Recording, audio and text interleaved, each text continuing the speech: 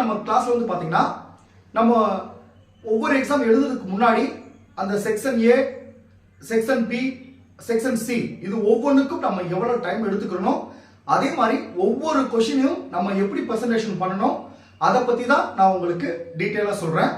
Already நான் உங்களுக்கு first semester second semester நான் உங்களுக்கு சொல்லியிருப்பேன். ஸோ நமக்கு வந்து இந்த தேர்டு செமஸ்டர் வந்து எக்ஸாம் இல்லாதனால ஒரு சில பேருக்கு மறந்து இருக்கும். நான் அதை பத்தி கொஞ்சம் தெளிவா சொல்லிடுறேன். இந்த வீடியோ வந்து உங்களுக்கு வந்து எக்ஸாமுக்கு வந்து ரொம்ப உதவியா இருக்கும்.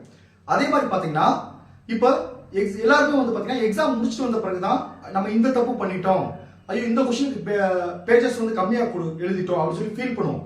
ஸோ நம்ம எக்ஸாம் போறதுக்கு முன்னாடியே எந்த பேட்டர்ல நம்ம எழுத போறோம், ஒவ்வொரு கொஸ்டினுக்கு எவ்வளவு பேஜஸ் கொடுத்து எழுதணும் அப்படின்றத எக்ஸாம் போறதுக்கு முன்னாடி மைண்ட்ல கவனமா வச்சுட்டு எழுதுங்க. முக்கியமான விஷயம், இது 4th செமஸ்டர், ரொம்ப ரொம்ப கவனமா இருக்கணும். எந்த ஒரு கொஸ்டின் நம்ம விட்டுட்டு வந்துடவே கூடாது. சரிங்களா? சோ இத பத்தி நான் உங்களுக்கு டீடைலா சொல்றேன். இப்ப பாருங்க, நமக்கு வந்து part C, part B, part A இந்த இதுல இருக்கும். நான் எப்பயுமே உங்களுக்கு சொல்லியிருப்பேன், ஃபர்ஸ்ட் வந்து 10 மார்க் கொஸ்டினை செலக்ட் பண்ணி எழுதுங்கன்னு சொல்லியிருப்பேன். அதாவது எனக்கு தெரிஞ்சு சொல்றேன். ஒரு சில பேர் part B 5 mark question first எழுதுவாங்க, அதுக்கு 10 மார்க் கொஸ்டின் எழுதுவாங்க. அது உங்களுக்கு எப்படி கம்ஃபர்டபுளா இருக்கோ அதுக்கு ஏற்ற மாதிரி சூஸ் பண்ணிக்கோங்க. பட் நான் வந்து எனக்கு தெரிஞ்சது உங்களுக்கு சொல்றேன். சரிங்களா? பார்ட் சி, சரிங்களா?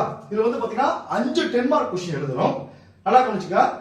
ஒரு 10 மார்க் கொஸ்டினுக்கு வந்து 5.5 பேஜஸ் இல்ல 6 பேஜஸ்.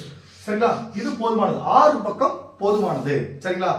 இந்த இடத்துல ஒரு தப்ப நிறைய பேர் பண்ணிடுவோம். நல்லா கவனிச்சுங்க. இந்த இடத்துல 10 மார்க்ல அதாவது என்னன்னா, இப்ப 5 கொஸ்டின் நம்ம எழுதணும்னா 3 கொஸ்டின் வந்து கரெக்டா 6 பக்கம் 7 பக்கம் கூட ஒரு சில கொஸ்டின் கொண்டு வந்துருவாங்க.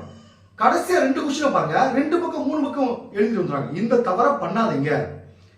அவங்க என்ன மனநிலை பண்ணுவாங்கன்னா, நம்ம 5 கொஸ்டின் அட்டன் பண்ணணும் அப்படின்ற மனநிலையில 3 கொஸ்டின் வந்து நல்லா 5 பக்கம் 6 பக்கம் கொண்டு வந்துருவாங்க. லாஸ்டா இருக்க 2 கொஸ்டின் டைம் பத்தல அப்படின்ட்டு 2 பேஜஸ் 3 பேஜஸ் எழுதி கொண்டு அப்படி கொண்டே வராதீங்க. ஒவ்வொரு கொஸ்டினுக்கும் நல்லா கவனிச்சுங்க, 5 கொஸ்டினுக்குமே வந்து நம்ம 5.5 பேஜஸ் இல்லனா 6 பேஜஸ் கொண்டு வந்துருங்க. சரிங்களா? அதே மாதிரி இப்ப 5 கொஸ்டின்ல 3 கொஸ்டின் நமக்கு நல்லா தெரியுது, 2 கொஸ்டின் தெரியலனா அந்த தெரியாத கொஸ்டினை நீங்க பாராகிராஃபா எழுதிராங்க. ஸ்டார்டிங்ல இருந்து எண்ட் வரைக்கும் ஒரே பாராவா எழுதிராங்க. நான் ஆல்ரெடி உங்களுக்கு சொல்லியிருக்கேன்.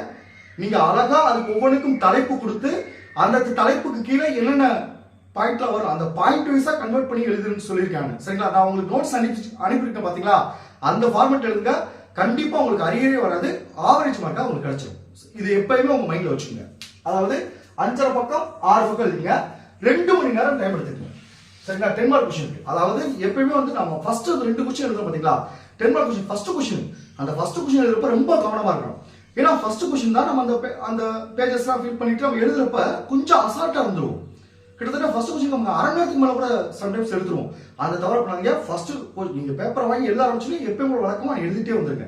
எப்பயும் நீங்க என்ன செய்யறாங்க, டைம் அதிகமா எடுத்துக்காதீங்க. சோ ஃபர்ஸ்ட் கொஸ்டின் நீங்க ரொம்ப கவனமா இருக்கணும். நம்ம எழுத போறதுக்கு முன்னாடியே வந்து இந்த டைமுக்குள்ள இதை முடிக்கணும் அப்படின்னு மைண்ட் செட்ல வச்சுக்கோங்க. சரிங்களா? இது 2 ஹவர்ஸ் எடுத்துங்க. அடுத்து பாருங்க பார்ட் பி. சரிங்களா? 3 கொஸ்டின் எழுதுறோம். இது வந்து 15 மார்க். இதுக்கு வந்து பாத்தீங்கன்னா 2.5 பக்கம் 3 பக்கம் எழுதுங்க. 5 மார்க் கொஸ்டின் ஒரு சில பேர் 4 பக்கம் 5 பக்கம் எழுதுவாங்க. அந்த தவறப்படாதீங்க. 5 மார்க் கொஸ்டின் அதிகபட்சம் 3 பக்கம் இருந்தாவே போதுமானது. சரிங்களா? ஒரு சில கொஸ்டின் வந்து 4 பக்கம் 3.5 பக்கம் வரும். அவ்வளவுதான். எனக்கு தெரிஞ்சது பாத்தீங்கன்னா 3 பக்கமே 5 மார்க் கொஸ்டின் போதுமானது. இதுக்கு வந்து 45 நிமிடம் எடுத்துக்கங்க. சரிங்களா? இதுக்கு 2 மணி நேரம் எடுத்துக்கங்க. இது 45 நிமிஷம் எடுத்துக்கங்க. அடுத்து பாருங்க 1 மார்க் கொஸ்டின் பார்ட் ஏ வந்து 15 மினிட்ஸ் எடுத்துங்க. இந்த 15 நிமிஷம்ன்றது 1 மார்க் கொஸ்டின் எழுதிட்டு மத்த எல்லா கொஸ்டின் ஒன் டைம் செக் பண்றதுக்கு நீங்க சரியாக்குங்க. சரிங்களா? இதுல நம்ம கரெக்டா எந்த விஷயத்துல நம்ம அந்த 10 மார்க் கொஸ்டின் 5 கொஸ்டினையும் 2 மணி நேரத்துல ஒவ்வொரு கொஸ்டினுக்கும் கரெக்டா 5.5 பக்கம் 6 பக்கம் கரெக்டா நீட்டா கொடுத்து எழுதிட்டாவே வந்து நம்ம வந்து அரியரே வராது. சரிங்களா? அரியர் நல்லா கவனிச்சுங்க. நம்ம வந்து 40 பக்கம் எழுதணும் அப்படின்றதுக்காக எழுதவே கூடாது. 40 பக்கம் ஃபில் பண்ணிருந்தா பாஸ் அப்படி தவறான ஒரு விஷயம். நம்ம எப்படி எழுதணும் அப்படின்றதுதான் முக்கியம். நான் அடிக்கடி சொல்வேன், பிஎட்டை பொறுத்தளவுக்கு 60% கண்டென்ட், 40% நம்ம எப்படி பிரசன்டேஷன் பண்றதுதான் இருக்கு. எந்த ஒரு 10 மார்க் கொஸ்டினையும் ஒரே பாராவா எழுதிடாதீங்க. நீங்களா ஒரு பொருள் கொடுத்துட்டு நீங்களா ஒரு தலைப்பு 5 தலைப்பு அந்த கொஸ்டின் ரிலேட்டடா ஒரு 5 தலைப்பு கொடுத்துட்டு தெரியாத கொஸ்டினுக்கு அதுக்கு கீழே நீங்க எழுதுறப்போ பாயிண்ட் வைஸா எழுதுங்க. அப்படி எழுதுறப்போ உங்களுக்கு பேஜஸும் வரும், மார்க்கும் ஒரு ஆவரேஜ் மார்க் கிடைச்சிடும்.